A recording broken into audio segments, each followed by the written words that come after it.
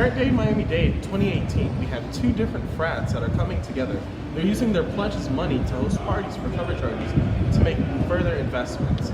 This is very similar back in 1929, back when the stock market crashed, because the two banks, investment banks and commercial banks, used people's investments towards things that they shouldn't. Instead of saving in investments, they used it towards stocks, which further let the economy down. So now we're going to show you how that similarly happened in 2018 Miami-Dade. This is Frat A. He represents commercial banking. And this is Frat B. He represents investment banking. Frat's going pretty good. We have a whole lot of new pledges, and they're getting a lot of investment money, so we have a lot of bank. How's your frat going?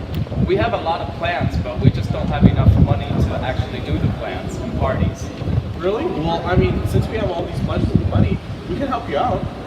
Are you sure you can? Aren't you just for investments and taking out loans? Yeah, I mean, it doesn't matter. If these are big plans, I mean, we're just going to make the money back, so they won't know.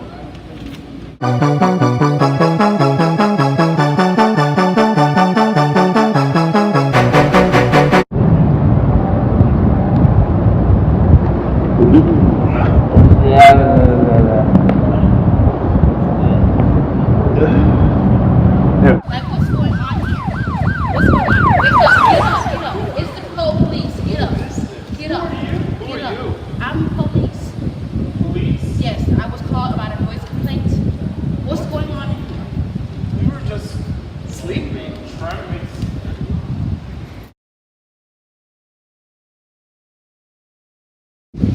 I'm the police, aka the Glass-Steagall Act. I'm here to separate you guys.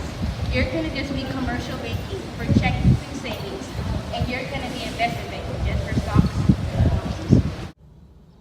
The Banking Act of 1933, formerly known as the Glass-Steagall Act, was put into place to separate certain sectors of the financial service industry. Some people thought that commercial and investment banking had become a little bit too intertwined, leading up to the 1929 stock market crash.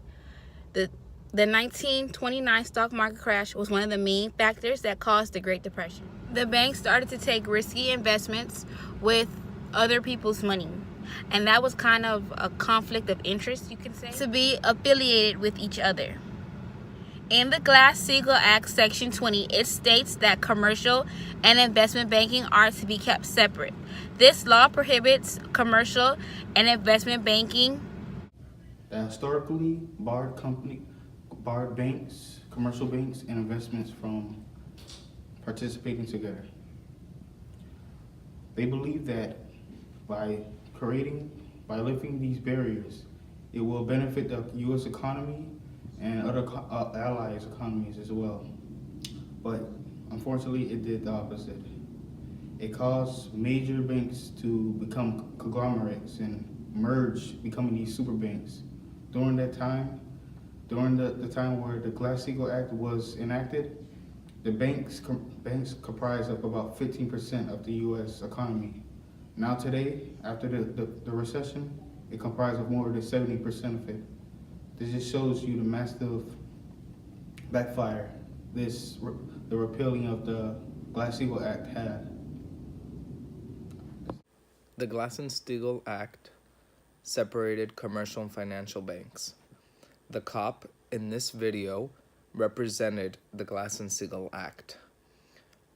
Frat B was using too much money from Frat A to throw parties. They claimed that they were going to make money, but instead they just had a good time and didn't charge people for coming into the parties, so no money was made.